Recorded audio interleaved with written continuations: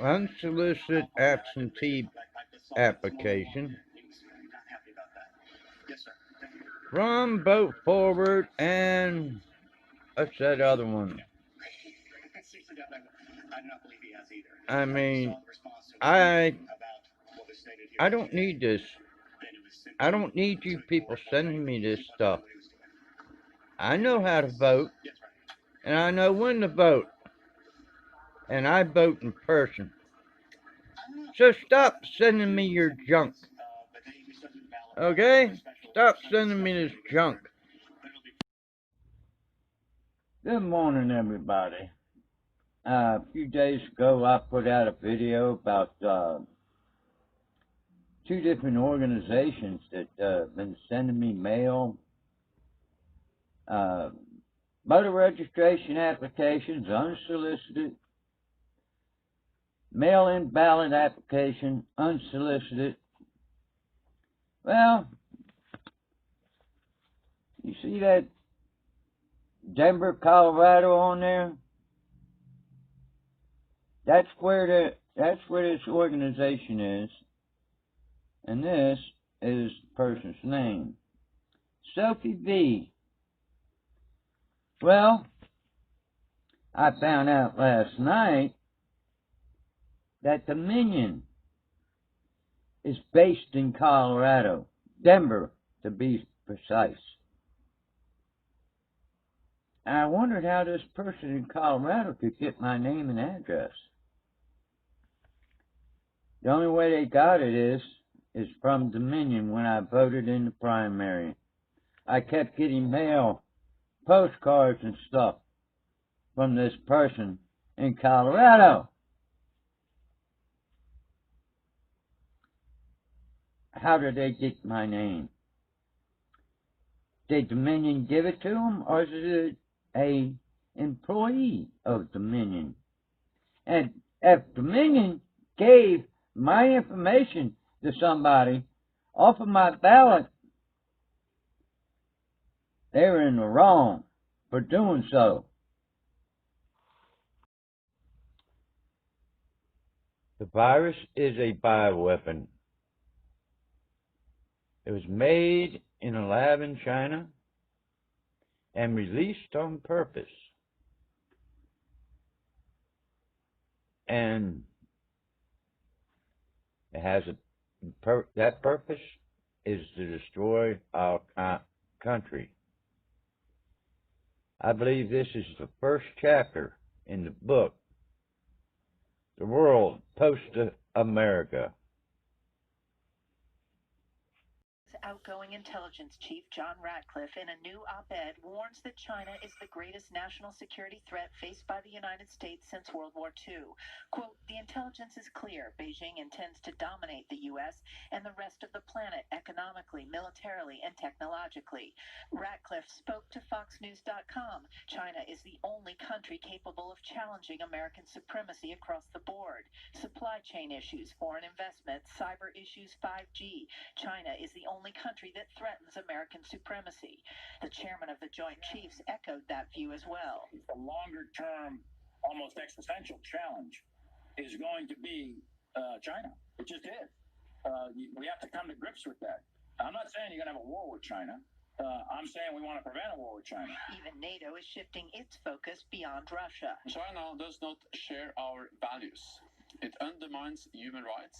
It bullies other countries. The Chinese Communist Party continues its crackdown on Hong Kong's pro-democracy activists, jailing 24-year-old Joshua Wong, Agnes Chow, and 26-year-old Ivan Lam, who have endured solitary confinement and were sentenced to prison this week for organizing peaceful protests. China's defense budget is now the second largest in the world, its navy the largest. The Chinese, ma'am, have 25 shipyards to our one. The U.S. Navy is, however, more lethal with more precision weapons. The U.S. has 11 aircraft carriers compared to China's 2, which are Soviet relics. The State Department announced it is reducing visitor visas for Chinese Communist Party members and their family members from 10 years to 1 month due to their, quote, nefarious activities. More than 1,000 visiting Chinese researchers fled the U.S. since this summer, according to the Justice Department, which says they burrowed into U.S. research labs on university campuses and stole cutting-edge technology while hiding their connections to the Chinese military. At the Pentagon, Jennifer Griffin, Fox News. Who put them there or why they did this? Whatever the purpose, all 3 towers are now gone. And while the mystery may be giving people something lighthearted to focus on during the pandemic, not everyone is amused. Whoever erected the monoliths did so by digging into public land. Reportedly set off explosives and took hostages inside the bank before they took off with the money. When they ran outside, there was a shootout with police, injuring an officer and 1 other person. But the thieves also dropped a lot of cash during the chaos, leaving money all over the street. A few brave souls ran out and grabbed what they could. Authorities have recovered about $152,000 so far. The search ramps up tonight for multiple gunmen who Atlanta police say shot and killed 2 men outside a recording studio. The gunmen fired those deadly shots late Tuesday night at the location in southwest Atlanta. Police say officers arrived and found Herman Gibbs and the other man dead in the parking lot. Business owners say the entire ordeal is heartbreaking, especially in the midst of the holiday season. It's definitely too close for Calls as we were calling 911 and screaming, "Where is the ambulance?" She believes it was about 1 hour from the time of her initial 5 a.m. call before the private ambulance arrived. They said they were coming from the edge of Stone Mountain. Atlanta Fire Chief Randall Slaughter told city council members on Monday there are real-life examples that show the city should no longer solely depend on Grady or private third-party emergency responders. He wants the authority to buy and run the ambulances for all parts of Atlanta. The widow is 100% behind that idea. Yes, because then the ambulance would come with the fire brigade. It will follow them. I think that would be a great idea because if the fire truck people could get here in 10 minutes, the ambulance would be here in 15 minutes, 20 minutes at best. I'm Morris Diggs, Fox 5 News. A Biden victory. The recount, guess what? The small counters are done first. So what does that mean when we made that live?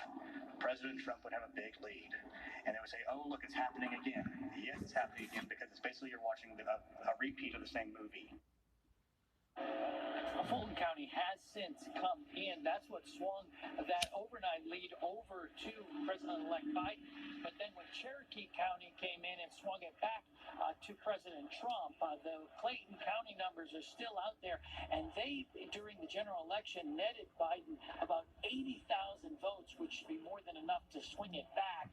In the end, just about everyone thinks that Vice President and now President-elect Biden will be the one who ends up carrying the state of Georgia.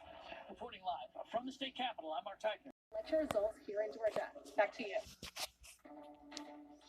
A virtual rally with former President Obama on Friday at the state capitol. Jonathan Seri, Fox 5 News. Most metro Atlanta counties will continue offering several early voting sites for the Senate runoffs, but Cobb County will open fewer than half of what was available to voters in November. NewsEdge reporter Alex Whitler joins us live from Cobb County with details on that. Alex, you spoke with the county elections director. Fewer early election voting sites? Why? Well, in short, Christine, it's because the workers are tired, just like many other people. Cobb County expanded the number of early voting locations in November to accommodate record-breaking voter turnout, but after an audit and recounts, they were forced to cut back on the number of early voting locations for January because the workers are burnt out. Should be limited only by what a Democratic House will pass. Neither is true compromise. President-elect Joe Biden says he supports the larger $908 billion bipartisan plan introduced this week. Have to negotiate. That's their goal. total radical control to bring horrific change to America. Only Georgians can stop them. The toilet paper aisle.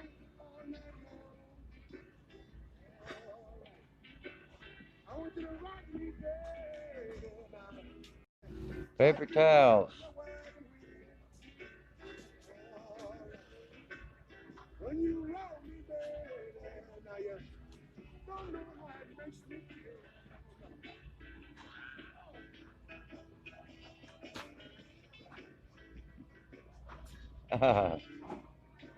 do you know? I found some.